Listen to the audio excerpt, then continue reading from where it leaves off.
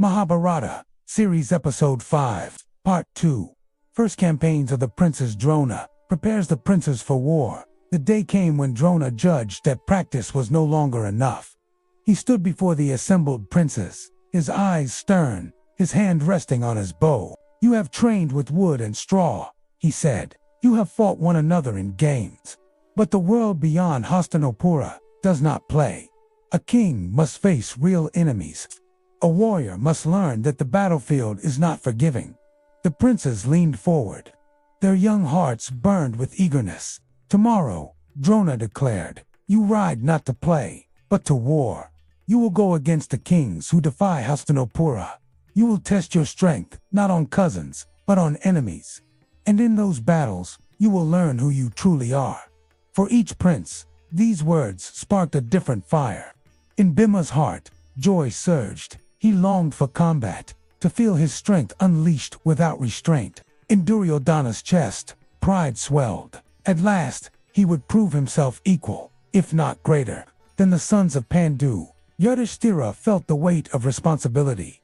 War was not a game.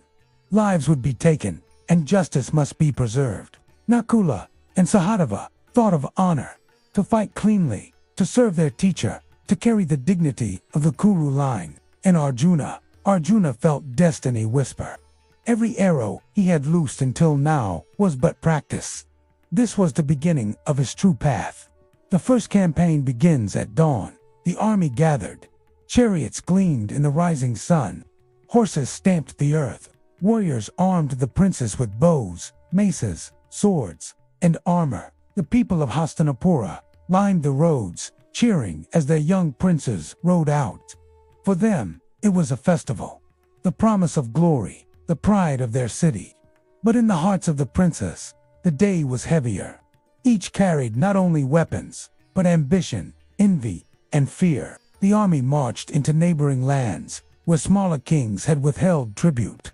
These were not great wars of empires, but skirmishes. Yet to the princes, it was their first taste of real battle. Bhima's ferocity, Duryodhana's pride. When the first battle lines met, it was Bhima who roared loudest. He leaped from his chariot with mace in hand, striking elephants until they toppled like trees. He seized warriors by the waist and hurled them aside. His laughter rang above the cries of battle. To Bhima, this was joy. Not cruelty, not malice, but the pure exultation of strength unchained. He was the storm, the wind's son, and in combat he was alive. But for Duryodhana, every roar of Bhima was an insult. Every warrior Bhima struck down was a reminder that the Pandavas stole the glory of battle. So Duryodhana fought harder, his mace swinging, his chariot plowing through the field. He fought not only enemies, but the shadow of Bhima. And though his blows were mighty, his pride weighed on him, heavier than his armor.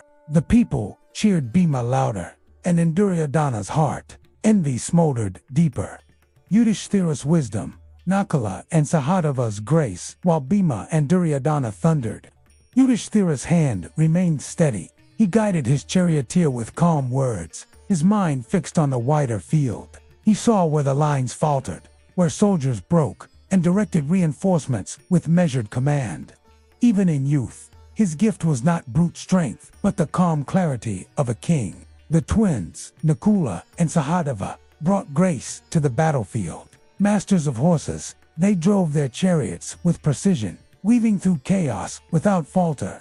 Their arrows struck swift and true, not with Bhima's roar, but with quiet efficiency. Together, they were like balance embodied. Not wild storms, but steady rivers carrying the army forward. Arjuna in battle, the bow as destiny, and then Arjuna.